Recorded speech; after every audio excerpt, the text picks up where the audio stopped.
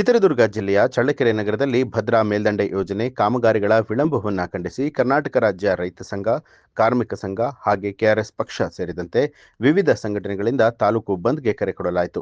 ಬಂದ್ ಹಿನ್ನೆಲೆ ಪ್ರತಿಭಟನಾಕಾರರು ಅಂಗಡಿ ಮುಂಗಟ್ಟುಗಳನ್ನು ಮುಚ್ಚಿಸಿ ನಗರದ ಪ್ರಮುಖ ಬೀದಿಗಳಲ್ಲಿ ಮೆರವಣಿಗೆ ಮೂಲಕ ನೆಹರು ವೃತ್ತದಲ್ಲಿ ಸಭೆಯನ್ನು ನಡೆಸಿದರು.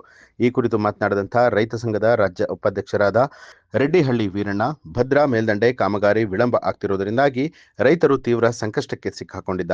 ಕೇಂದ್ರ ಸರ್ಕಾರ ತಕ್ಷಣವೇ 5,300 ಕೋಟಿ ರೂಪಾಯಿ ಅನುದಾನ ಬಿಡುಗಡೆ ಮಾಡಿ ಯೋಜನೆಯನ್ನು ಆರಂಭಿಸಿ ಅಂತ ಹೇಳಿ ಸರ್ಕಾರದ ವಿರುದ್ಧ ಆಕ್ರೋಶ ವ್ಯಕ್ತಪಡಿಸಿದರು.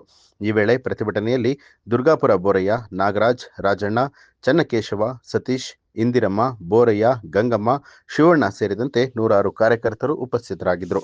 ಬೆಂಬಲ ಮಾಡಿ ನಮ್ಮ ಸರ್ಕಾರಕ್ಕೆ ಅಧಿಕಾರ ಕೊಡಿ ಅಂತ ಹೇಳಿದ್ರು. ಅದಕ್ಕೆ ನಾವು ಕೂಡ ಎಲ್ಲರೂ ಕೂಡ ಆ ಸರ್ಕಾರಕ್ಕೆ ಮತ ಕೊಟ್ಟು ಅಧಿಕಾರವನ್ನು ಕೊಟ್ವಿ. ಆದರೆ ಅವರು ಮಾಡಿದ್ದೇನು?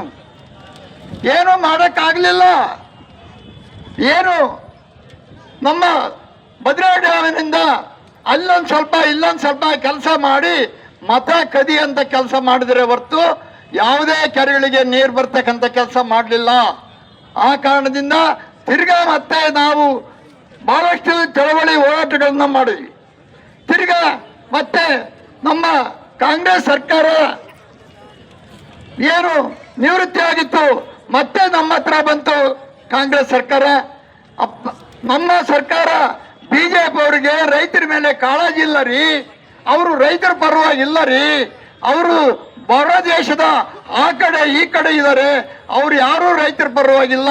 ನಾವು ನಮ್ಮ ಸರ್ಕಾರಕ್ಕೆ ಬೆಂಬಲ ಕೊಡಿ, ನಮ್ಮ ಸರ್ಕಾರಕ್ಕೆ ಅಧಿಕಾರ ಕೊಡಿ ಅಂತ ಹೇಳಿ ನಮಗೆ ಮುರುಮಾಚಿ ಮತ್ತೆ ನಾವು ಕೂಡ ಅವ್ರಿಗೆ ಏನೋ ಬಹಳ ವರ್ಷದ ಕನಸು ಭದ್ರಾ ಮೇಲ್ದಂಡೆ ಬಂದರೆ ಅನುಕೂಲ ಆಗ್ತದೆ ಅಂತ ಹೇಳಿ ಕೂಡ ನಾವು ಆ ಕಾಂಗ್ರೆಸ್ ಪಕ್ಷಕ್ಕೆ ನಾವು ಕೂಡ ಬೆಂಬಲ ಕೊಟ್ಟು 130 ಸೀಟ್ಗಳನ್ನ ಗೆಲ್ಲುವಂತ ವ್ಯವಸ್ಥೆಯನ್ನು ಕೂಡ ನಾವು ಮಾಡಿದ್ವಿ.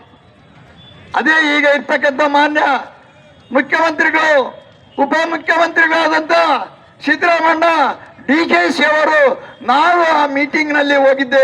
ಆ ಮೀಟಿಂಗ್ನಲ್ಲಿ ಬಹಳ ಭರವಸೆಗಳನ್ನ ಕೊಟ್ಟರು.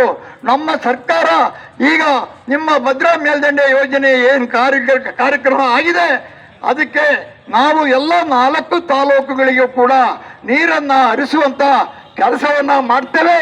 29 TMC ನೀರು ಆದ್ರೆ ಹಕ್ಕಾಗಿದೆ, ಎಲ್ಲ ಆಗಿದೆ, ನಾವು ಮಾಡ್ತೀವಿ ಅಂತ ಭರವಸೆಯನ್ನು ಕೊಟ್ಟರು. ನ್ಯೂಸ್ ಅಲರ್ಟ್, ನಿಮ್ಮಿಂದ ನಿಮಗಾಗಿ.